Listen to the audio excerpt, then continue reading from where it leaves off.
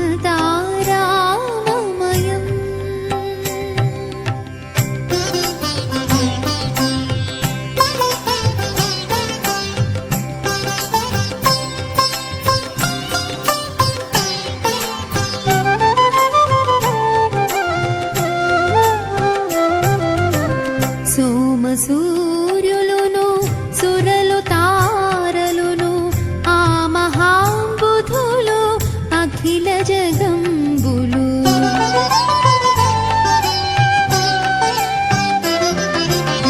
సోమ సూర్యులును సురలు తారలును ఆ మహాంబుధులు అఖిల జగంబులు అండాండంబులు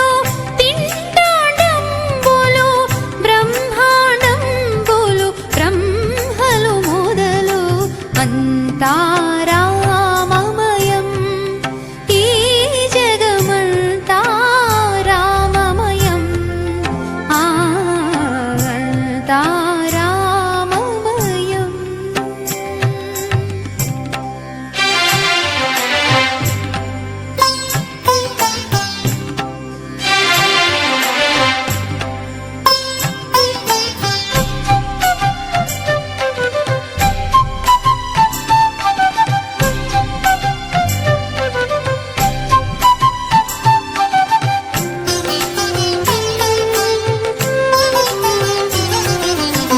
నదులు వనంబులు నానా మృగములు విదిత కర్మములు వేద శాస్త్రములు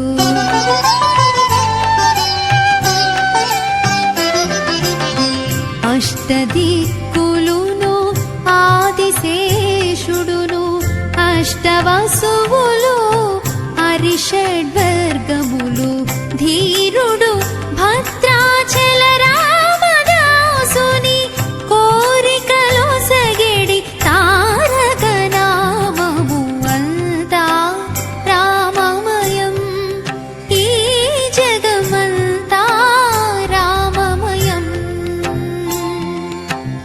అంతరంగమున ఆత్మారాముడనంతరూపమున వింతలు సలుపగా అంతా రామమయం ఈ జగమంతా రామమయం। శ్రీరామ్ శ్రీరామ జయ రామ జయ జయ రామ। ఈ రోజున శ్రీరామ నవమి సందర్భముగా అనేక మంది భక్తులు అనేక దేవాలయాలలో వాడవాడలా జరుగుతూ ఉన్నటువంటి అద్భుతమైన శ్రీరామ జన్మోత్సవ కార్యక్రమంలో భాగంగా జగన్నాథపురంలో అత్యంత ప్రాచీనమైన దేవాలయం 14 సంవత్సరాల క్రితం 11 సంవత్సరాల క్రితం పునర్నిర్మితమైనటువంటి జగన్నాథపురం రామాలయంలో విశేషంగా ఈ రోజు నుంచి శ్రీరామ నవమి నవరాత్రోత్సవములు జరుగుతున్నాయి. ఈ రోజున ప్రారంభంగా శ్రీరామ సీతారామ కళ్యాణ ఉత్సవం జరుగుతోంది. ఇక్కడి నుంచి ప్రతిరోజు కూడా విశేషమైనటువంటి కార్యక్రమాలు ఉదయం సాయంత్రం స్వామివారి సేవా కార్యక్రమాలు జరుగుతాయి. 9వ రోజైన శనివారం రోజున స్వామివారి పట్టాభిషేక ఉత్సవం జరుగుతుంది. ఇంత వైభవంగా జరిగేటువంటి ఈ కార్యక్రమాలలో పుర ప్రజలు అందరూ కూడా విశేషంగా పాల్గొని స్వామివారి యొక్క దివ్య కృపకు పాత్రులు కావాలి. అలాగే ఇక్కడ జరిగేటువంటి ఈ కార్యక్రమానికి పట్టాభిషేక కార్యక్రమానికి కూడా భక్తులందరూ విరివిగా 4వ తారీఖు పట్టాభిషేకం జరుగుతుంది. సాయంకాలం అందరూ కూడా కార్యక్రమాలకు రావాల్సిందిగా తెలియజేస్తూ జై శ్రీ